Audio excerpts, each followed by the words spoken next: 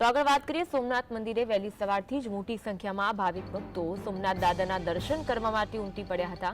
સામાન્ય નાગરિકોની સાથે સાથે નેતાઓ પણ આજે મહાશિવરાત્રીના દિવસે સોમનાથ મંદિરના દર્શનનો લાભ લીધો।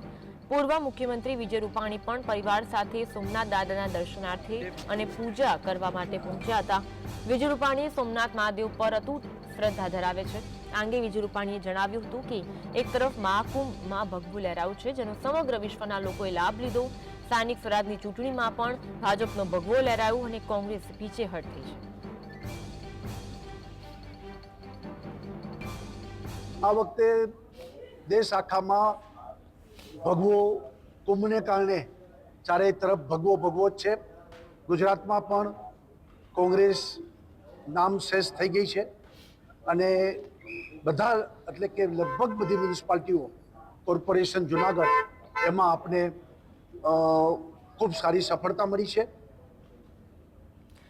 તો આજ અંગે વધુ વાત કરીશું। સ્વતઃ દીક્ષિત ફોન લાઈન પર જોડાયા છે। દીક્ષિત, સોમનાથ દાદાના દર્શન કરવા માટે સવારથી ભક્તો ઉમટી પડ્યા છે। પૂર્વ મુખ્યમંત્રી પણ આવી પહોંચ્યા હતા, પૂજાનો લાભ લીધો હતો, વિગત જણાવશો? જી ચોક્કસ જણાવી દઉં કે મહાશિવરાત્રીના પર્વ પર મંદિર સવારે 4 કલાકેથી જ દર્શન માટે ખુલ્લું મુકાયું છે। ત્યારે ગુજરાતના પૂર્વ મુખ્યમંત્રી વિજયભાઈ રૂપાણી પણ પરિવાર સાથે સોમનાથ મંદિરના દર્શને આવ્યા હતા અને તેમણે મીડિયા અને પ્રતિક્રિયા આપતા જણાવ્યું હતું કે જે રીતે મહાકુંભમાં જે ભગવો લહેરાયો છે તેની અસર સોમનાથ મહાદેવના પંડાગરમાં પણ જોવા મળી છે। ત્યારે મોટી સંખ્યામાં જે શિવ ભક્તો છે તે સોમનાથ મંદિરે પણ જોવા મળ્યા હતા। જી આભાર માહિતી આપવા માટે।